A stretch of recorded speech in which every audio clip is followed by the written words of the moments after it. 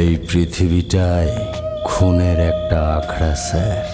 এখানে আপনি আমি সবাই খুনি। 15 বছর আগে এই মহিলা তার 10 বছর বয়সী ছেলের হাতে খুন হন। খুনের ধরন অনুযায়ী খুনিকে কোনোভাবেই সাইকো মনে হচ্ছে না, কিন্তু খুন করার হাতিয়ার হিসেবে সে কেচি ব্যবহার করছে। মানে ও নিজের একটা সাইন ক্রিয়েট করতে চাচ্ছে।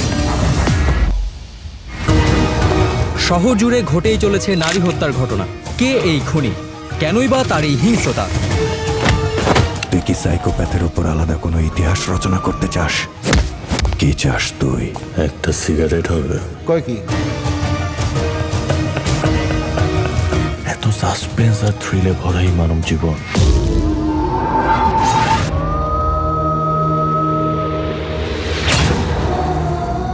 অপরাধের মাসুম চেহারা সিনেমার ট্রেলারের মতো, যা দেখে সে মানুষের কাছ থেকে ক্যারেক্টার সার্টিফিকেট নিতে চায়। আর অপকর্মগুলো হচ্ছে সেই সিনেমার টুইস্ট, যা ট্রেলারে থাকে না। তোর এই অস্কার জয়ী অভিনয় আর গল্প বলার চিত্রনাট্য চেঞ্জ হয়ে যাবে।